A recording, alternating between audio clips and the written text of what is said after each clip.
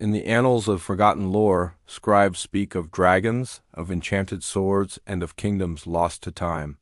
But there is one tale, whispered only in the quietest corners of libraries, a story so mundane, so utterly devoid of excitement that it was deemed too dull for history itself.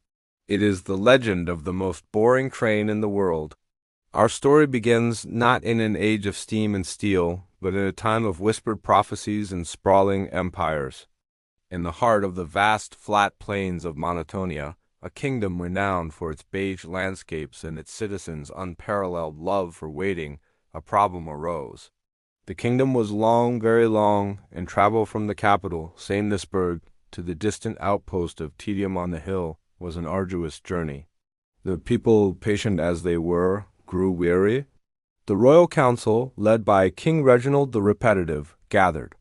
For 7 days and 7 nights they deliberated, a process which mostly involved staring at a beige tapestry and occasionally clearing their throats. Finally, a young inventor named Alastair the Adequate stepped forward. He was not a man of grand visions or fiery passion. His greatest invention to date was a slightly more absorbent sponge. Alastair proposed a new form of transport, not a fleet of flying griffins, nor a series of magical teleportation gates. He proposed a land chariot, a series of linked carts pulled not by horse nor by magic, but by a very, very slow-moving earth elemental, which he had befriended.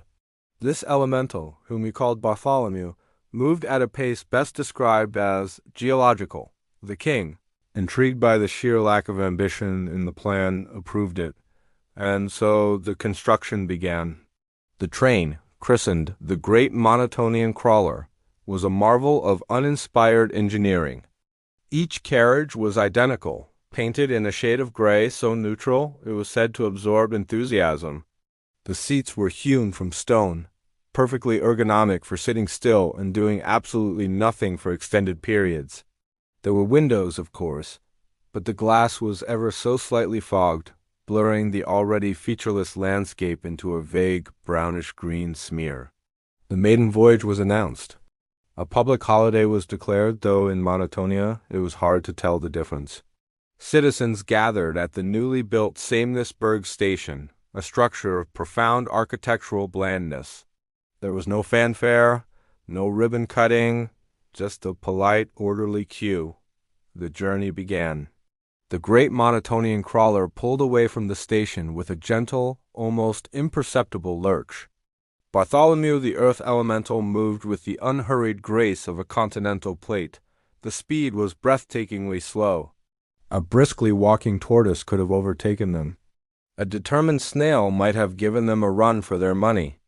Inside, the passengers settled in. What did they do on this epic journey? Did they share stories, play games, or gaze out at the world with wonder? Yeah, the primary activity was staring. They stared at the back of the seat in front of them. They stared at their own hands. Sometimes, for a bit of a thrill, they would stare at the slightly fogged window for a few minutes before returning to the seat back. The onboard service was legendary in its own right. Once a day, a steward would pass through the carriages. He would not offer fine wines or exotic cuisines. Instead, he would offer each passenger a single unsalted cracker and a cup of lukewarm water. The transaction was silent, performed with a nod of mutual understanding that anything more would be far too stimulating. Days bled into weeks. The landscape outside did not change. It was flat. It was beige. Sometimes a slightly different shade of beige would appear on the horizon, causing a brief, silent stir among the passengers before it too passed. The sun rose and set, painting the sky in glorious hues. But the fogged windows muted these displays into a gentle, non-committal glow. A young lad on the train, perhaps 10 years of age, once tried to start a game of I Spy. He began, "I spy with my little eye," something beginning with ... B. The other passengers just stared at him until he fell silent. The B for beige or brown or boredom dying on his lips. He learned a valuable lesson that day about the Monotonian spirit. The journey was not without its incidents. On the 17th day, the train stopped. For 6 hours it remained perfectly still. No announcement was made. No one panicked. The passengers simply continued their silent contemplation, assuming this was a scheduled part of the experience. They later learned Bartholomew had paused to admire a particularly uninteresting rock. Another time, a passenger accidentally dropped his lukewarm water. The quiet splash echoed through the carriage like a thunderclap. Everyone turned to look, their faces a mixture of mild surprise and unspoken judgment. The steward appeared, silently mopped up the spill with a gray cloth, and the journey continued, the brief moment of chaos receding back into the familiar quiet. Weeks turned into a month. The crawler crawled. The crackers were consumed. The water was drunk. The final destination of Tedium on the Hill was no different from the point of departure. It was just ... elsewhere. As the train finally, glacially, rolled into the station, the passengers disembarked. There were no cheers, no tearful reunions. They simply formed another orderly queue and dispersed back into the quiet life of the town. They had done it. They had completed the longest, slowest, most uneventful journey in the history of the world. And what had they gained? What wisdom did they bring back? None. Absolutely none. They had simply spent a month of their lives moving very, very slowly from one place to another. And that, perhaps, was the point. In a world of epic quests and grand adventures, the great Monotonian crawler was an ode to nothingness. It was a monument to the mundane, a celebration of the uneventful.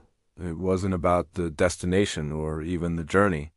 It was about the profound and uncheckable experience of being utterly, completely, and magnificently bored. The legend of the train faded, not because it was terrible, but because it was forgettable. Yet, if you ever find yourself on a long, dull commute, staring out the window at a featureless landscape, spare a thought for the passengers of the great Monotonian crawler. They were the true pioneers, the champions of stillness, the heroes of the uninspired. They rode the most boring train in the world, and in doing so, achieved a state of tranquility most of us can only dream of. Or, more likely, they were just really, really bored. Thank you for journeying with me through this tale of profound tedium. If you enjoy stories that explore the forgotten corners of imagination, be sure to like this video and subscribe for more legends, both epic and not so epic. See you next time.